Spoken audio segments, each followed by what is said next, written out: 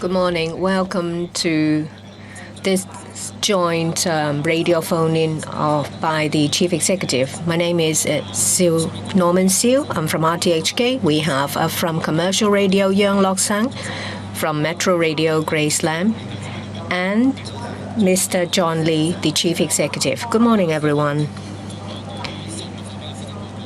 Well, if you have any views that you would like to add to the Chief Executive, would you please call in at 2921-8889 to talk to us.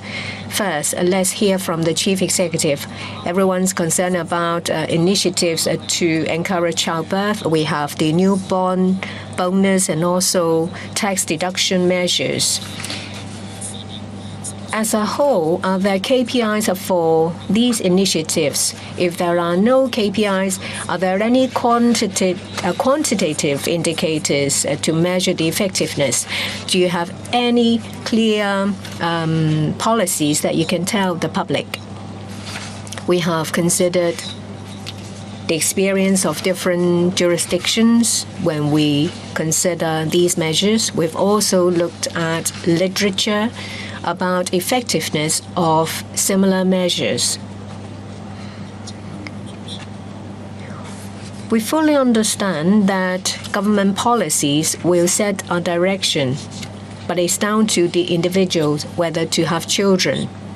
It's for the parents, prospective parents themselves, to make a decision, taking into account their situation. There are countries doing things that are similar to what we have proposed. And there are other places that have done things that we have considered and decided not to. A lot of attention has been devoted to the bonus, but we have other initiatives as well. We need to give a clear policy direction that there should be a fertility rate of 2.1 for the society to function properly. Currently, fertility rate is 0.9. We have to do more to achieve this target.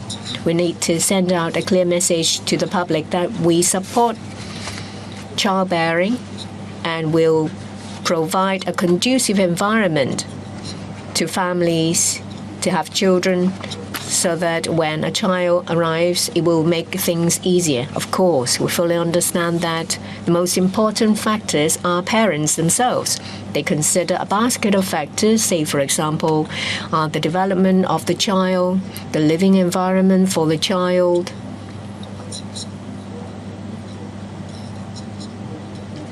the lifestyle they're after. Do they want a big family? Do they want more freedom? So these are factors to be considered by the family. We think we need to send out a clear policy direction. That's why we have the bonus. On top of that, we have allocation and selection priority schemes. There are couples that need assistive reproductive services because they would like to have children but can't. So we don't just encourage them to have children, we give them support. In addition to that, we need to have a favorable environment. That's why we will increase places in childcare centers, subsidies. On top of that, there is the home-based childcare service. We want people to see that we are doing more. And it is our policy direction to encourage childbirth.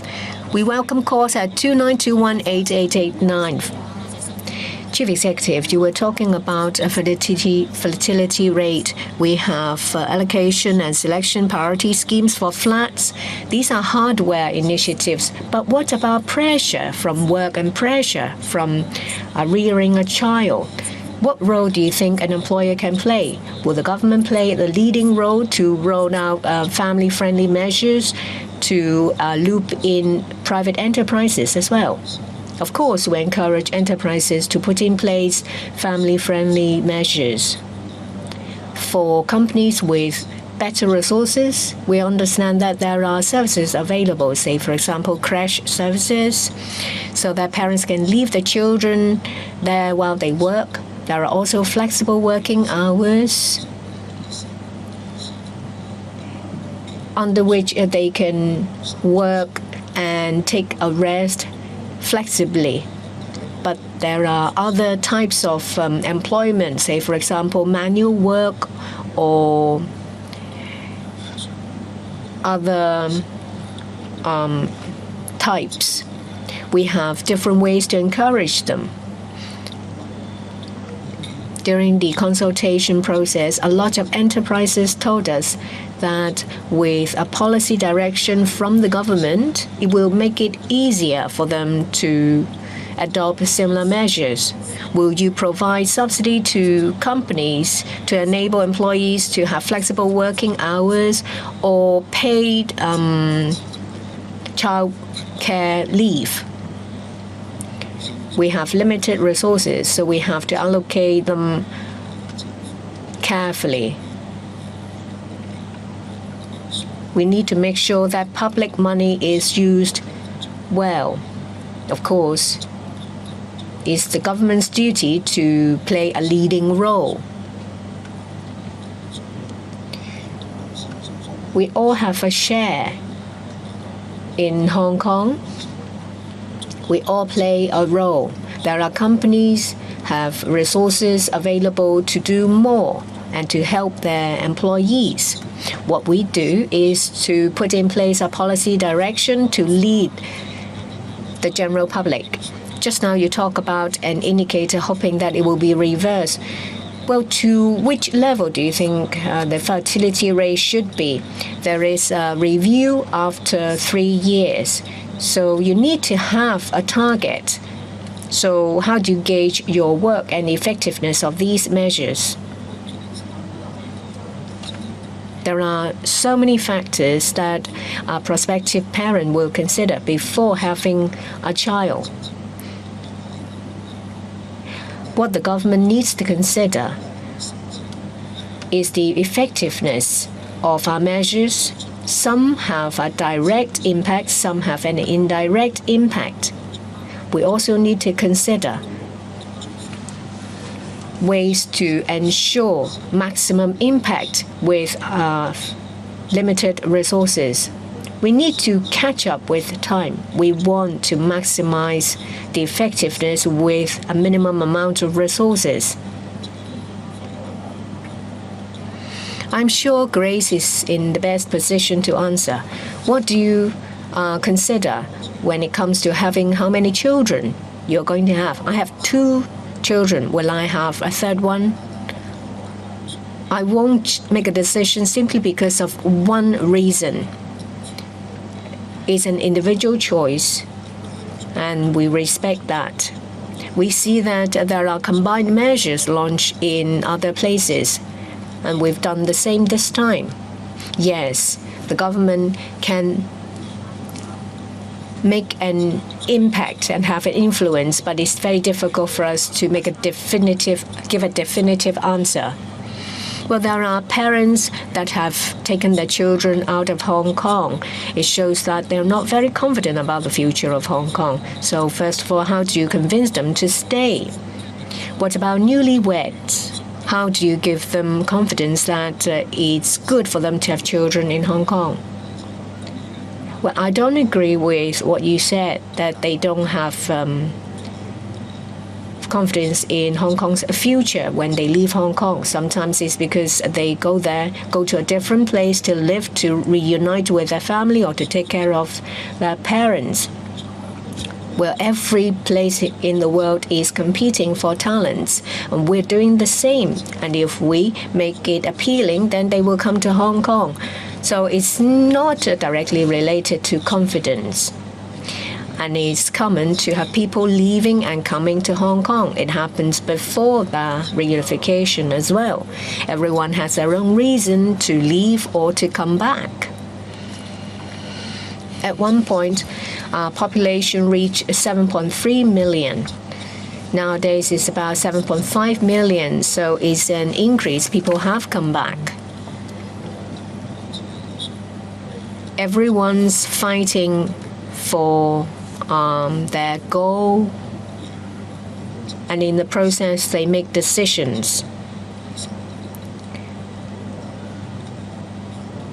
It is our objective to make Hong Kong appealing.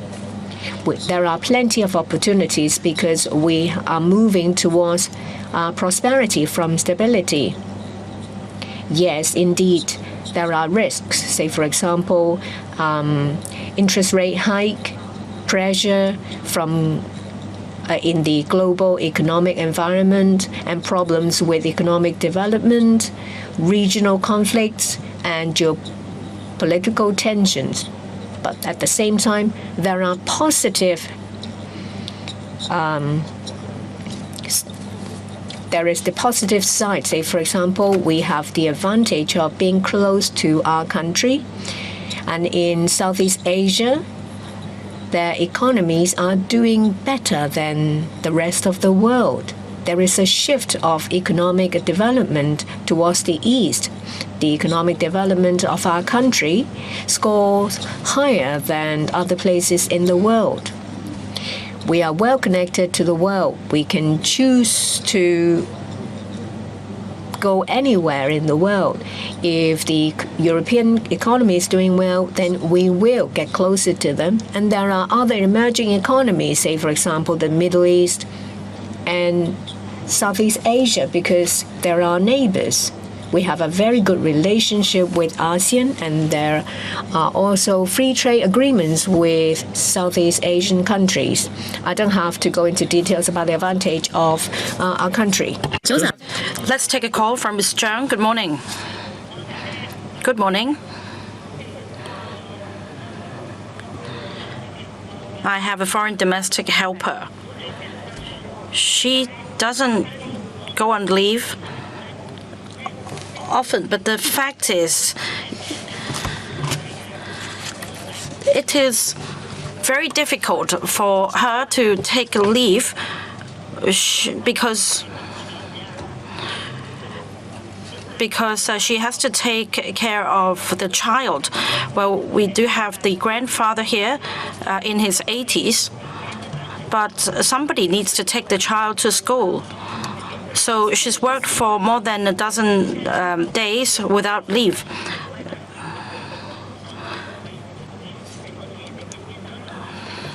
Well, she's not in the services industry. As you can see, the security guards and waiters, they don't get time off on public holidays. Well, thank you, Ms. Zhang. Let's take another call, Ms. Leung. From Ms. Leung, good morning. I support the government's pro-natalist policy. As you know, many people leave Hong Kong or they decide not to have children. So apart from encouraging childbearing, you need to gauge the response of those better off and the middle class. I live in To Kwa Wan.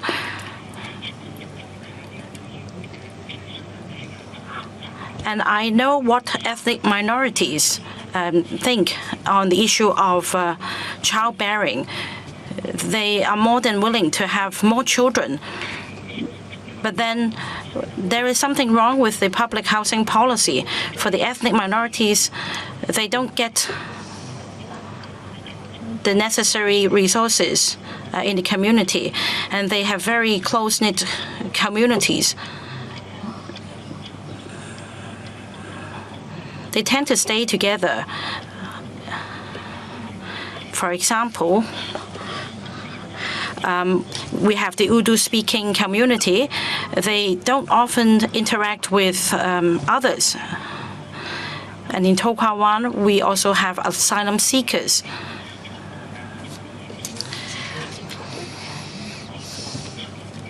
And I'm told that the asylum seekers will stay behind for 6 or 7 years. All right, so that's on childbearing among ethnic minorities. Mr. Wan, let's take another call. Good morning. I will give this policy address 60 marks. Last year, I gave 50. I am giving 10 more marks because in this year's policy address, I can see an increase in efficiency. But then I'm a parent of 2 children. I'm locally born and raised. Well, we can take this newborn baby bonus, $20,000 as the red packet. But what happens after you've given birth to the child? What happens to education and housing? Well, I understand there is a priority scheme for public rental housing allocation. But if you do not further raise the amount, it will be futile. And for the green farm subsidized housing, I'm not eligible for public housing. I am one of the middle class. So how would I benefit from your scheme? The other point about SMEs is that there isn't any emphasis on helping SMEs in this policy address. I am an employer. Well, last year, I gave 50 marks. This year, I'm giving more because I see at least that some of the measures are effective. So what should be done to help SMEs? The business environment is still not favorable. I am barely getting by. For the 100% guarantee products and other schemes, I find it very difficult to apply for any of them. Let's hear from the Chief Executive. I thank the 3 callers for their views. Ms. Zhang talked about her domestic helper and the leave arrangement.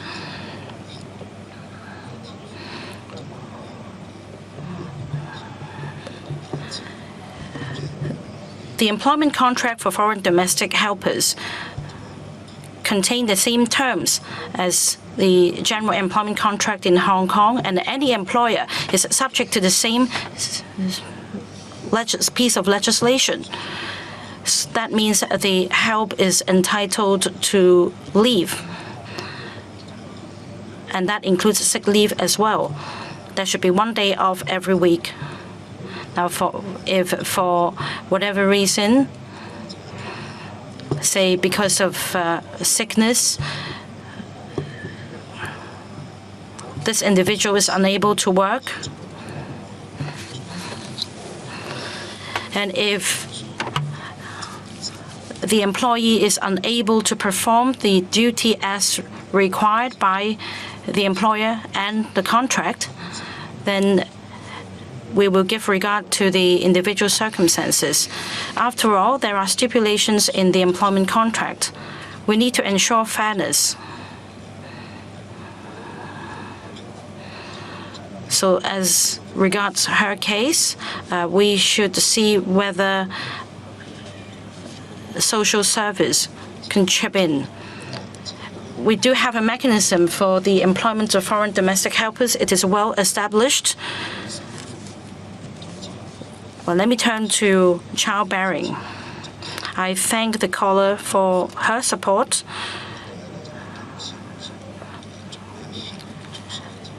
However, let me explain that the initiative in this policy address relates to Hong Kong permanent resident.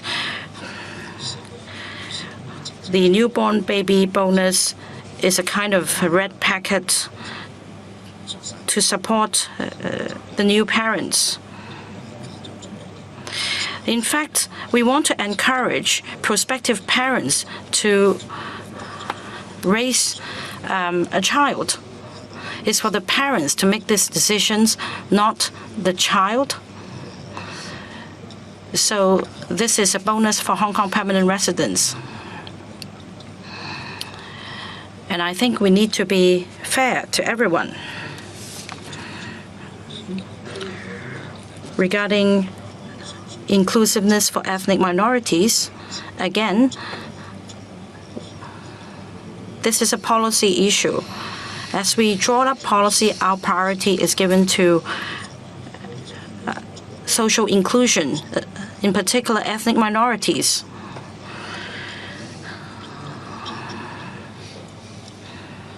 Let me make it clear. As far as the policy measures are concerned, we take the macro view.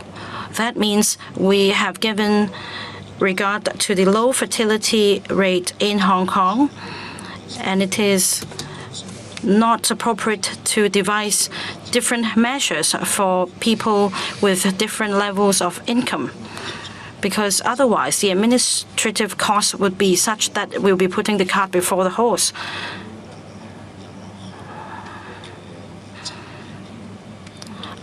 I think that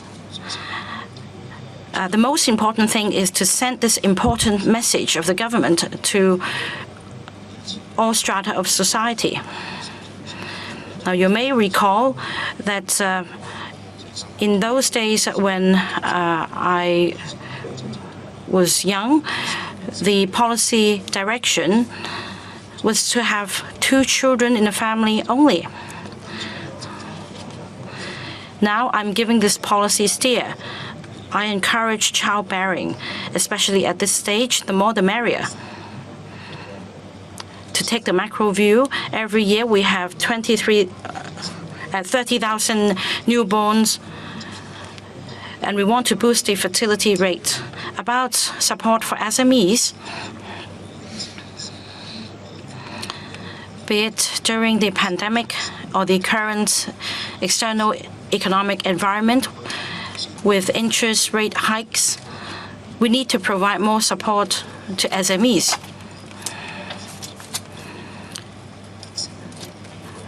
Not all SMEs are eligible for the various schemes. Say for the 100% guarantee product, we've put in place the arrangements for only 10% to be repaid instead of 50%. The other focus is on e-commerce. This is very much needed.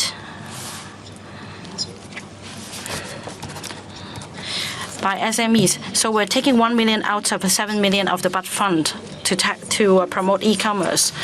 Now, in the post-COVID era, there is this prevailing perception that the economy is not recovering as well. Should there be more measures to support SMEs? We have 2 major policy directions. That is to boost domestic consumption and to support the tourism industry. These 2 sectors are recovering quite well at a rate of close to 20%, subject to fluctuations quarter to quarter. So for tourism and consumption, on average, they're growing at some 10%. I agree more should be done. At the same time, the export performance is not faring as well. This has to do with the global economic environment as well as geopolitical tensions. Some supply chains have been disrupted. We have SMEs in the export trade. That is why we are promoting e-commerce. Now, we're unable to do anything about the global economic environment. It's beyond our control. But we need to build resilience locally. That means we need to support SMEs. E-commerce is essential. That is why we are holding an event that is the shopping festival in Hong Kong.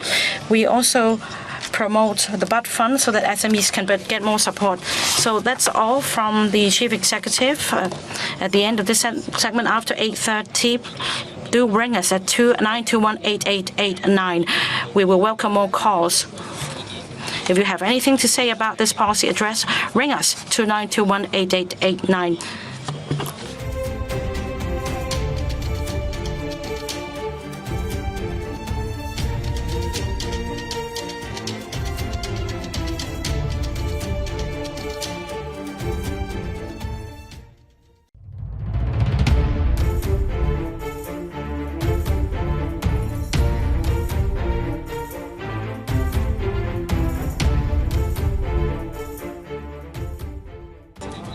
Welcome back to the CE's radio phone-in session. My name is Norman Siu. My partners are from Metro Radio Grace Lam and from Commercial Radio Young Lok Sang and the Chief Executive John Lee. We welcome calls at 2921-8889. You can call us to air your views and talk directly with the Chief Executive. Chief Executive, one of the themes under the policy address talks about caring community, and that is to enhance happiness. According to a UN survey announced in March, for consecutive 3 years, the sense of happiness in Hong Kong has dropped. Out of 137 countries, we rank 82, not very high. So do you think Hong Kong people are happy? Well, that is exactly why we need to do more.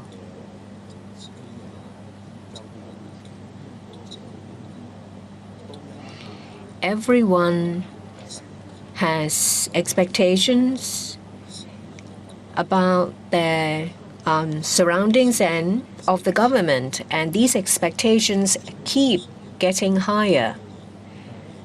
We need to meet those needs. Let me give you some examples. Some people want to go to university. When I was young, I wanted to go to universities because I thought that it would solve a lot of problems. The government increased number of funded places for universities and increased subsidy. There are different aspirations and demands. We need to deliver to those demands and aspirations.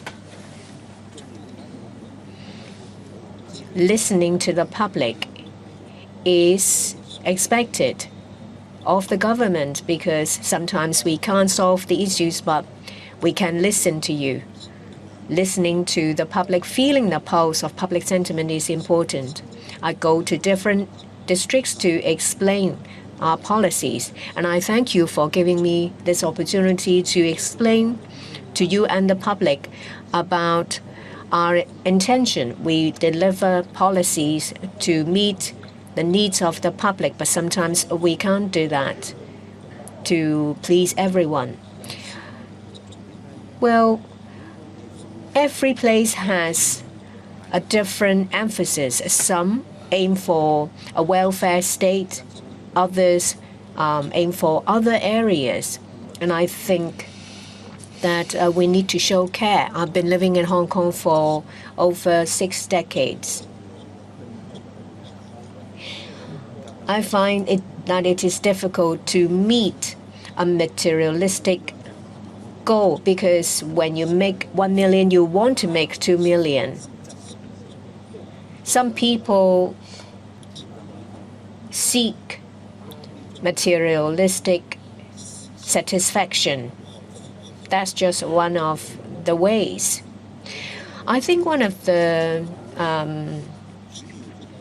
solution to stay happy is to keep your mind open. We need to take care of the underprivileged. That we can do with our resources. We need to develop our economy further so that everyone can share the fruit of economic development.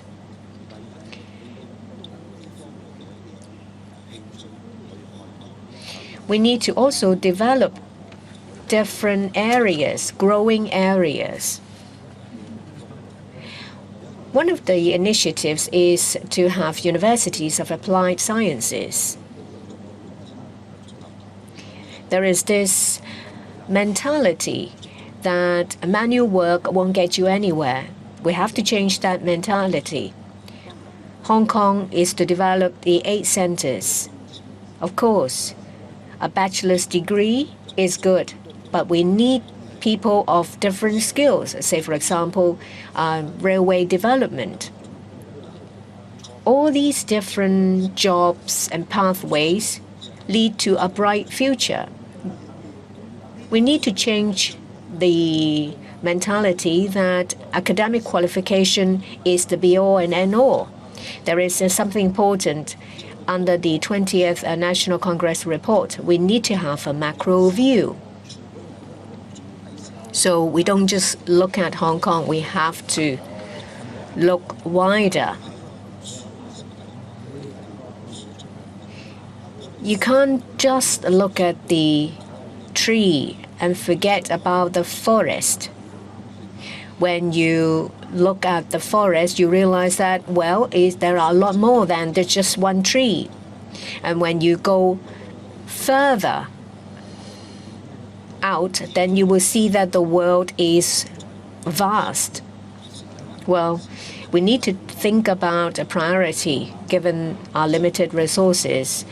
There are groups that will need our attention more than others. Grace talked about a household income, and we need to take that into account.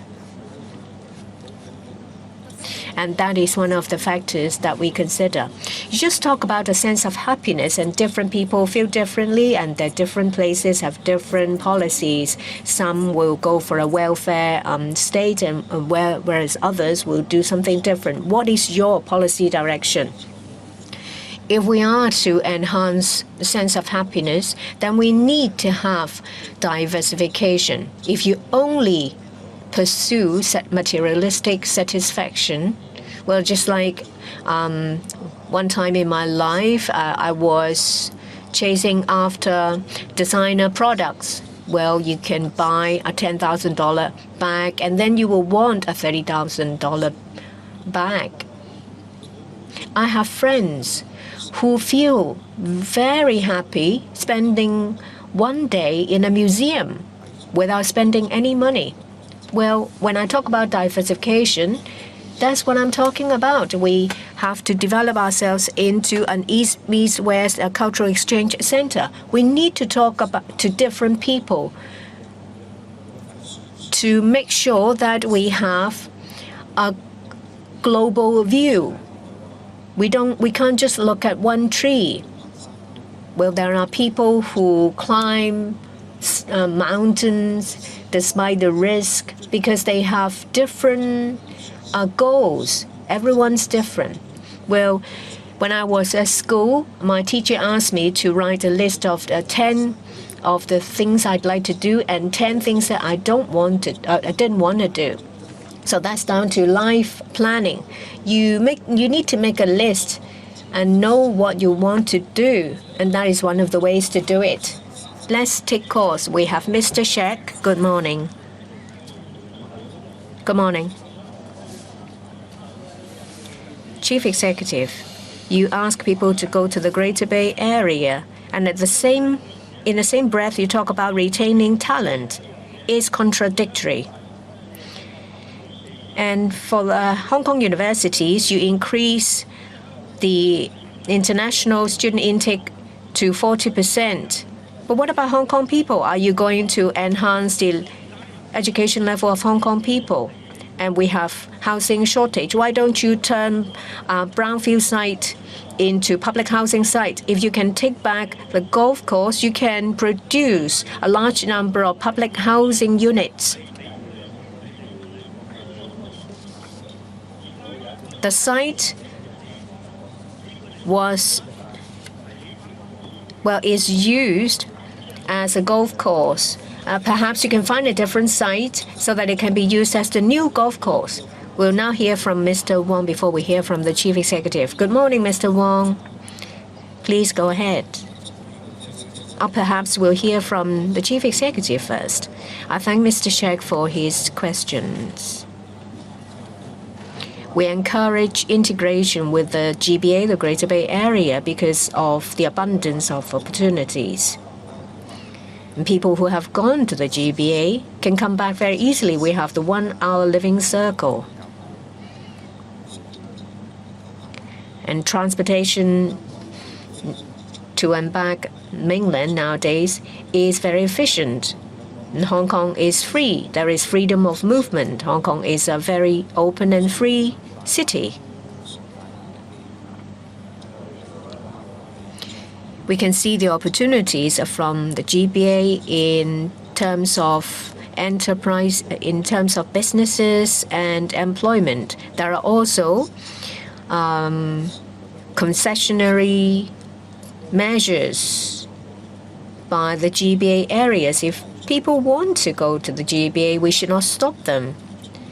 It is not contradictory to want to remain talent. We have foreigners staying in Hong Kong. We want to keep them here. Hong Kong is a place where the East meets the West. We welcome everyone. That's my first point.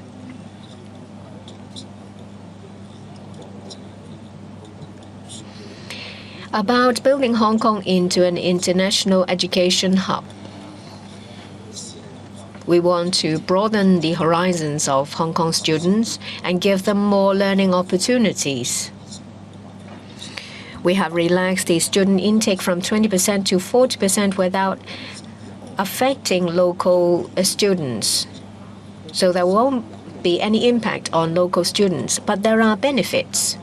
With more international students, there will be more opportunities for exchange and a better chance to broaden their horizons and open their minds. And that is positive. We want to build Hong Kong into an international tertiary education hub. There will be more resources devoted to it, and there will be benefits. Another thing is about land use. For public housing, we need about 310,000 units to meet the goal over 10 years. And we have identified land to build 410,000 units, so we have exceeded the target by 100,000. But what about other sites? Well, we need to have diversified development. If we use land to build residential housing, what about businesses? We need offices. With more high-quality enterprises, then income will increase. Our economy will benefit. So we need to have diversified development. Regarding brownfield sites, we have made a decision to allow certain trades to use brownfield sites. Well, the logistics sector needs brownfield sites. They need the sites to store, say, automobile parts. Well, these operations needs to stay because they create job opportunities. We give them a place to operate. What we are doing is to enhance the value of brownfield sites.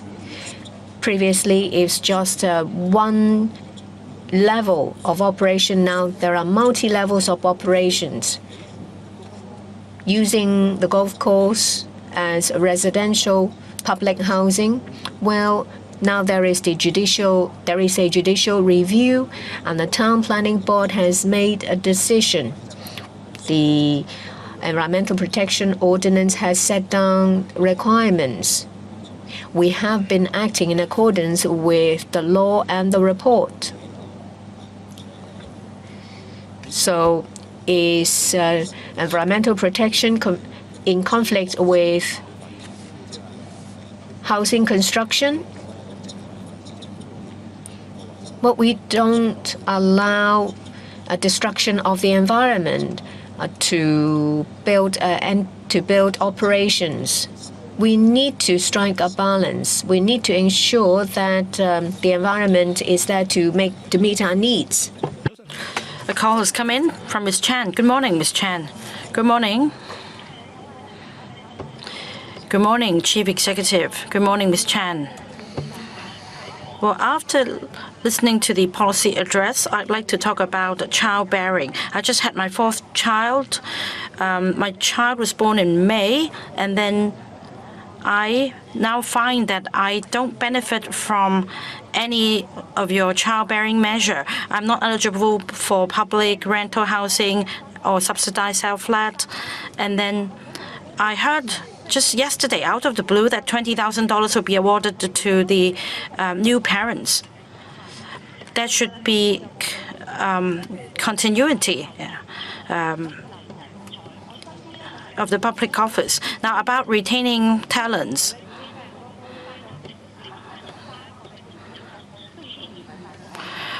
Well, there are many friends emigrating elsewhere. They have 3 children, and they're taking the children away.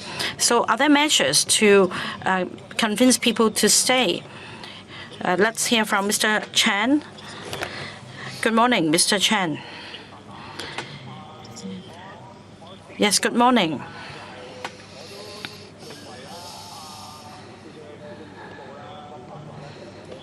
Now, about the childbearing promotion policy in the policy address, I find merit in it. But after all, it is not important for the lower class, but for the middle class, they are under a lot of pressure. They have expenses to meet. They are not eligible for benefits. So you're encouraging the lower income bracket to have more children. Now, I'm not being discriminatory, but there will be people who will have children simply because of the benefits, because of the welfare benefits. And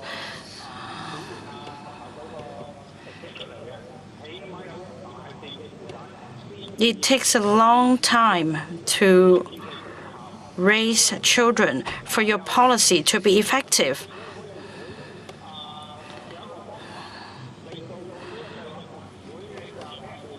Will the government come up with a way to make sure there is no abuse of this policy?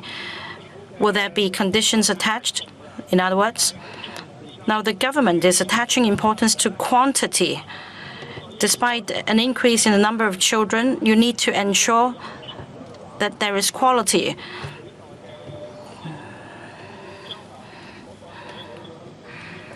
It takes a long time for a child to grow up, and we need to have regard to our future population. Chief Executive, your response. I thank the 2 callers for giving me their views. Ms. Chan,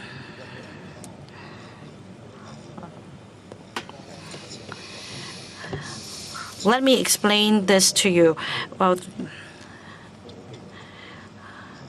we had some heated discussion internally as to when this policy should be put in place. Who should be eligible? Should newborns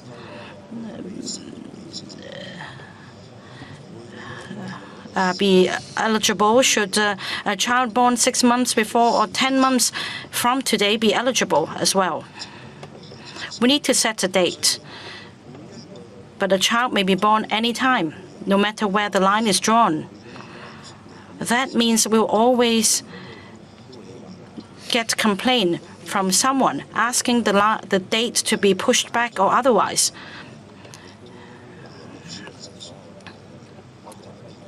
As it is impossible to include just everybody and anybody, we need to focus on the message we want to give to the public. This is a government of action, and that is why this measure will take effect on the date of announcement. Now, if we push back the effective date to 3 months before the date of announcement, what about those born 4 months before? What about those born 10 months down the road will be accused of being insincere? That means we need to take action and make this policy effective here and now. The second point is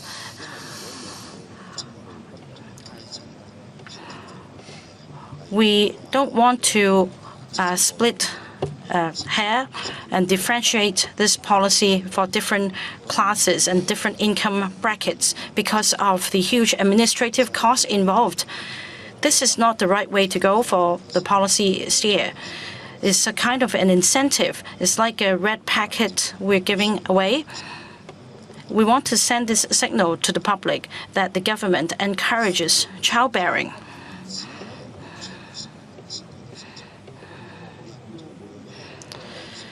For any pronatalist policy, it takes time to yield results, and we need to have a package of measures in support of that.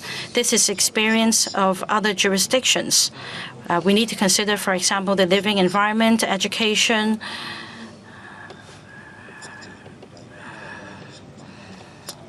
and the wish of the families, where they'd like to go. For example, some may wish to move to the mainland for the opportunities. Whereas for Hong Kong, we are a small place, just 1,100 square kilometers. We need to respect the wish of every family when it comes to having children. This is a macro policy.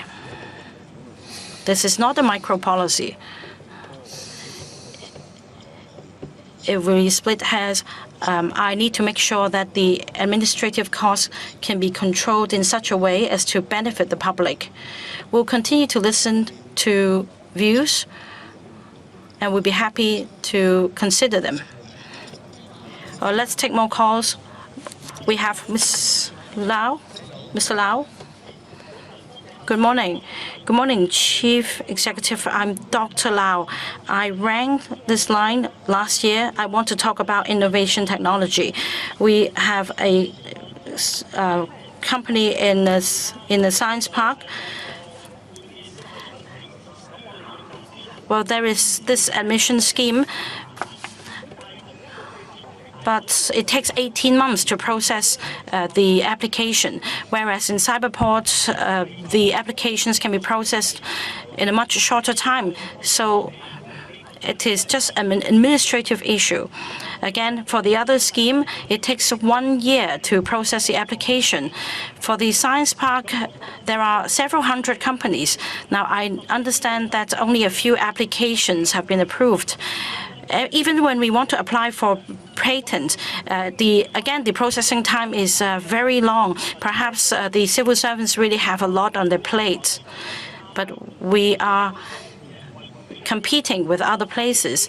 You should expedite the process. Perhaps you should outsource the task to other public bodies so as to expedite the application process. Thank you, Dr. Lau. I will go back and find out why. Now, I am result-oriented. I'm a man of action. And I need to fulfill my pledge. And in the application vetting process, perhaps we need to consider whether criteria have been met. I'll try to get an understanding of your case. And of course, it would be best if we could expedite the vetting of applications. Thank you, Dr. Lau, for telling me that. Yes, we can continue to take more views. We had a call about subdivided units. Let's see if the Chief Executive would respond to that again.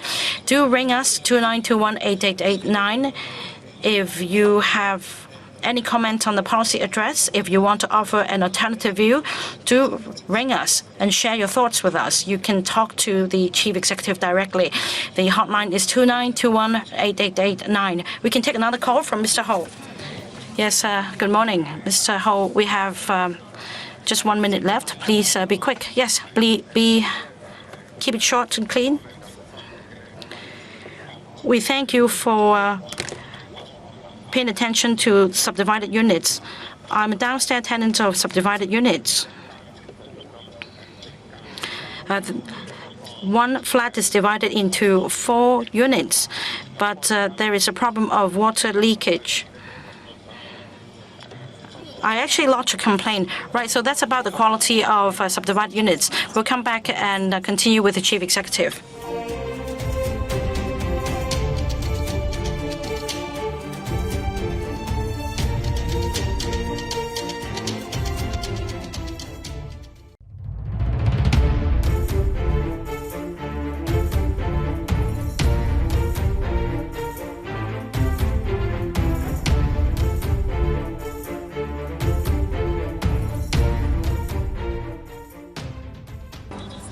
Good morning.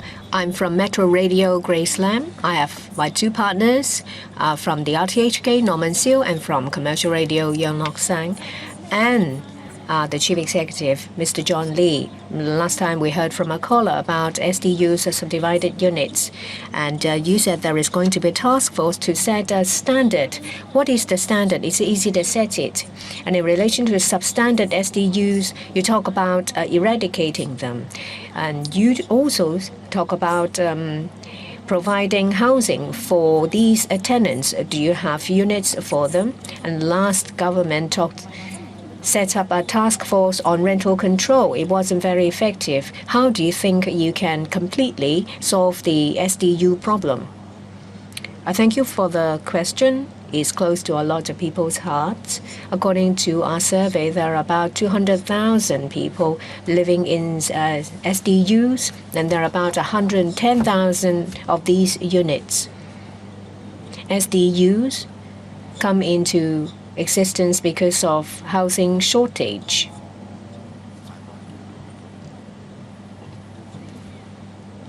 Majority of these SDUs are substandard with a poor living environment, but there are others that are quite good. Some tenants have their own properties, and if the subdivided units is in a poor condition, then they would simply move back into their own property. So there are decent SDUs fetching a reasonable level of rent. People live there because it's easy to go to work or go to school. SDU is also a business issue because if it's profitable, then there will always be operators. Yes, there is a small number of people providing SDUs as a decent accommodation, but that is only the minority. When we work to phase out substandard SDUs, we need to involve different bureaus and departments, and there are different segments. Say, for example, reasonable rent and the right to renew tenancy for 2 terms. In addition, there is also protection of tenants from landlords overcharging utility tariffs. We need to set a standard for SDUs. As I said, there are decent SDUs. Some people live in these SDUs even though they have their own properties because these SDUs offer an advantage. So first we need to set a standard, and the second point is to not to let them grow. If there is a standard, that means that they're going to be legalized. That depends on public views. We need to set a standard and ways to handle it. Talk about administrative and legislative measures. We will take action as necessary. I mentioned about SDUs coming into existence because of demand. In addition, it's a profitable business. We can't stop people from making a profit as long as there is no exploitation. So we need to set a threshold to ensure fair treatment to tenants. This is something the task force will have to do. Another important thing is to do it in an orderly manner, because households living in these units are families. We have to make sure that they are housed and not displaced. We have this opportunity to handle this problem because with enhanced housing production, we have an increased number of PRH units. When there is sufficient supply, we can house tenants living in SDUs. We need to first reduce demand, and at the same time control supply of SDUs. We have to ensure that there is a reasonable standard so that it can house people and there is no exploitation. I see that there will be ways to eradicate SDUs. So would it be handled by light public housing or transitional housing? You talk about people waiting for public housing. Yes, that is the avenue. But what about those that are not eligible for public housing and they live in SDUs? How are you going to house them? You talk about 10 months. Does it mean that you have to wait for supply to materialize under the light public housing so that you have time to house tenants living in SDUs that are going to be phased out? We have not considered about dovetailing it with light public housing. We think about overall housing supply. Eligibility has already been decided under existing policies. The task force will tell us what to do about housing displaced tenants. There are laws governing tenancy matters. This is a free society.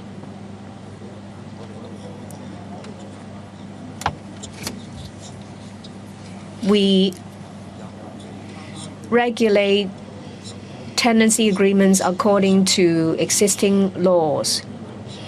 And as to how to handle it and in what time frame is for the task force to handle. There are substandard SDUs that needs to be phased out. We've been doing that already. Say, for example, those that violate fire safety requirements, because that's down to safety issues. Fire hazard is something that we need to handle. This is not a simple issue. At one point, I was told that 10 months is not enough. But where do we draw the line? We always have to set a time frame. I think that 10 months is sufficient for conducting surveys and studies. And there is also time to collect the views and consider whether there needs to be any improvements incorporated. It's not just down to the government to make a decision. We need to consider different views. I'm sure there will be discussions in the LegCo. We need to handle it in an orderly manner. We have to ensure that families will not encounter problems or have to worry about this. Well, there may be a legislation to regulate SDUs. So will you use licensing to legalize a certain SDUs? I don't want to take the place of the task force because they will conduct studies and make a decision. On top of that, they will conduct site visits, collect views, especially from stakeholders. Well, let's take some calls at 29218889. You can call us and talk to the Chief Executive. We have Mr. Keung on the line. I would like to ask about mental health issues. The policy address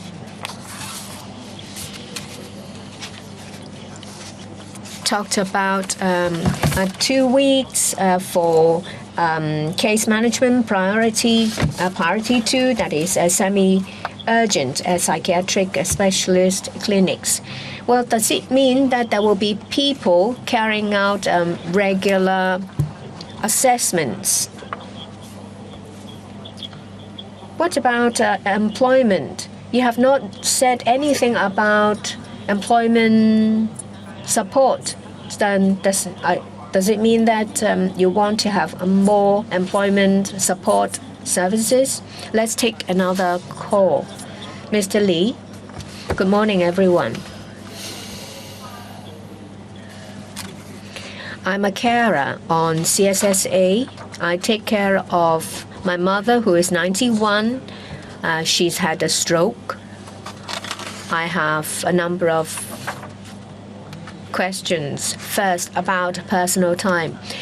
I sometimes fall ill and I don't have time to see a doctor. And I also have financial problems. Shouldn't the government launch targeted measures and say, give us on-the-job training? I can only go to work on Sundays. And that's the only chance I can make some money. I need money to support my personal time. Well, I have to pay to buy a cinema ticket. My mother is old. Will there be on-the-job training for me so that I can go to work on Sundays to make some money? Well, there is a subsidy of $5,800. I've asked. The SWD, the Social Welfare Department, said that only $4,800 will be available. Can the amount be increased so that we get some support? So it's about welfare services. Chief Executive. I thank Mr. Kang for his question on mental health. Now, he asked about the handling of a mental health episode. Of course, in an emergency situation, the police will also intervene.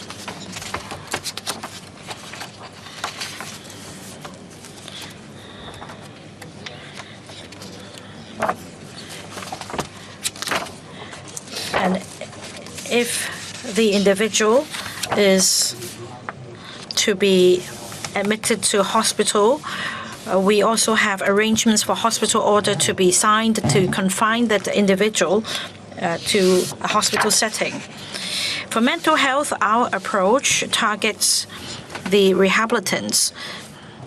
That is, for recovering patients, we want to make sure in the community setting he will continue to receive care with proper medication and follow-up appointments. We've put in place a tiered approach, say for patients triage as urgent and semi-urgent. The waiting time should not be longer than 1 and 4 weeks, respectively. So this is about our support for emergency cases. But very often, problems arise from poor drug compliance among patients. Perhaps, if possible, we can administer an injection. But will there be any follow-up action in the community setting? Apart from the HHGOPC, will there be any community support? Well, we have, for example, the district care teams. We also want to build a caring community.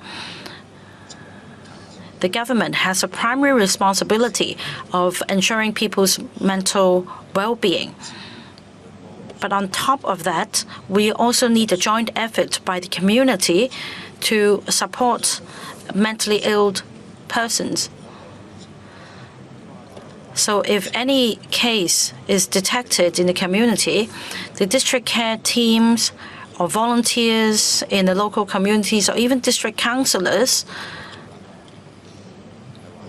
can help intervene by informing the relevant government departments of these cases. We have 7 million in our population. We have 180,000 civil servants.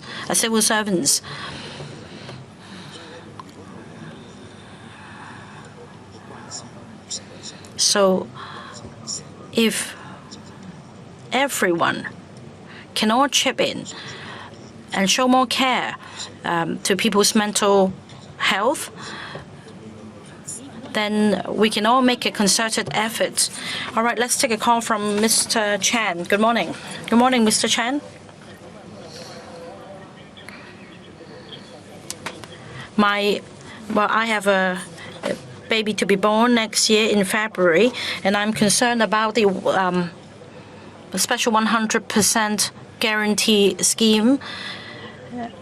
Many of my friends have expressed that they may not be able to repay the loan on time. Well, under the SFGS, the special 100% loan scheme, guarantee scheme, seeks to help SMEs afloat. At the moment, there is an exodus of capital. People are leaving Hong Kong. Some people, meanwhile, are unable to buy a property. Will there be a guarantee arrangements for people to purchase properties? This will help economic recovery in Hong Kong.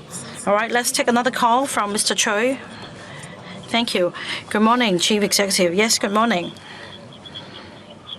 I'd like to focus on support for SMEs. You have the SME financing guarantee scheme, but in the past few years during COVID, the business environment was so bleak. Meanwhile, wage costs have increased. It seems that the government is providing little support. If business is poor, I won't be able to repay any loan, even if a loan is available. Well, I'm in the logistics industry. For cross-boundary business, the throughput have dropped by 50%. I want to know from the Chief Executive whether the government can provide more support, because there is a problem with land. There is no storage for vehicles and machinery. Many employers are dedicated to the business. They don't want to lay off the staff. Okay, so that's a question on land and support for SMEs. Chief Executive, you can respond to the two callers now. Well, I'll try my best to answer the questions from callers. Let me take Mr. Choi's question. We fully agree that the logistics industry is an important economic pillar. This is where our advantage lies. That is why in the policy address,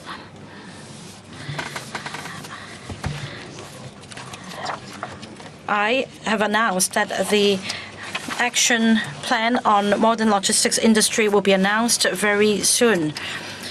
We will come up with supporting measures to support the development of the industry. We're in an information age. We need to digitize the industry and go smart. So the action agenda will be promulgated very soon, covering all the aspects I mentioned. On support for SMEs,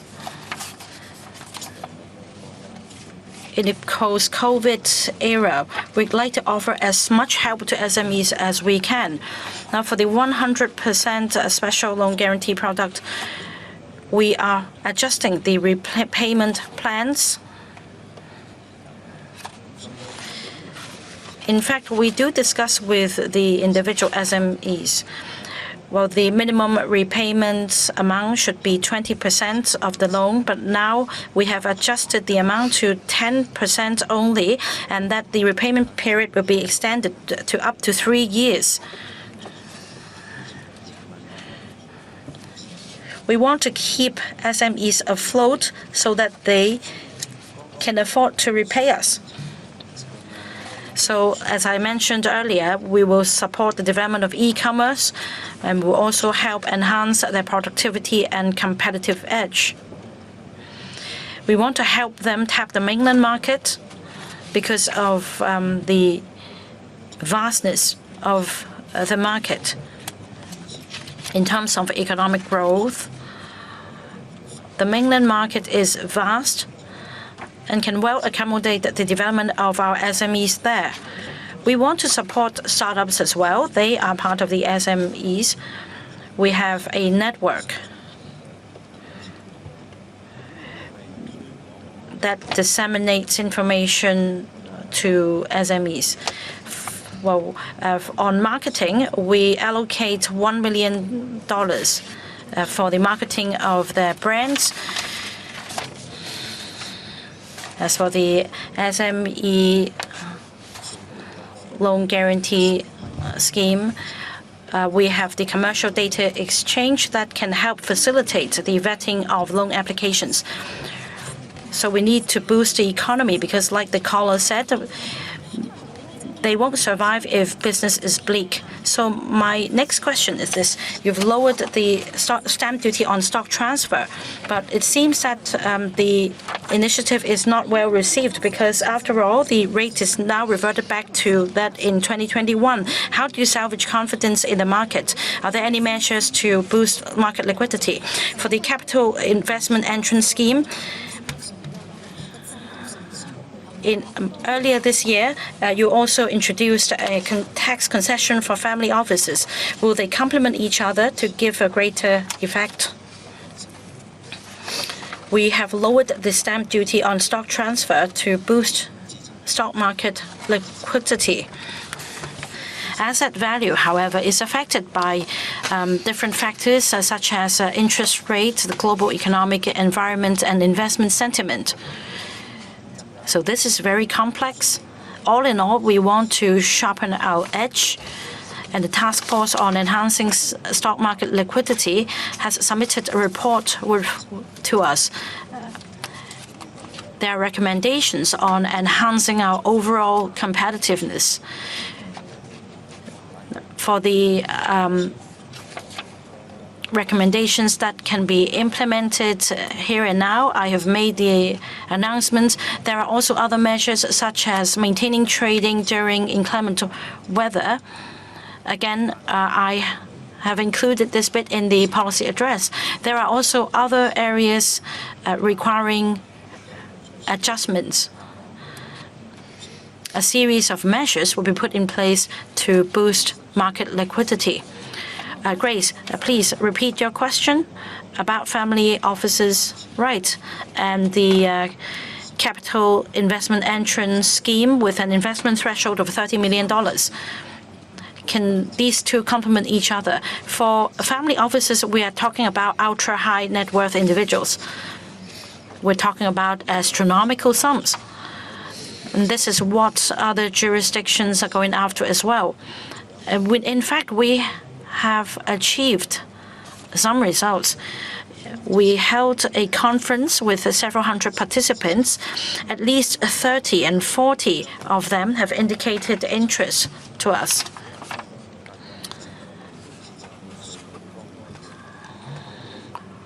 We may be able to have a more accurate figure. Well, let's wait for later. Let's take a call from Mr. Ng. Good morning, Chief Executive. I want to talk about the stamp duty arrangements for purchase of properties. Now, in the past, a couple may purchase a property in both their names, but now, in order to pay less as stamp duty, they may only buy a property under one of the couple's name. All right, let's hear from the Chief Executive.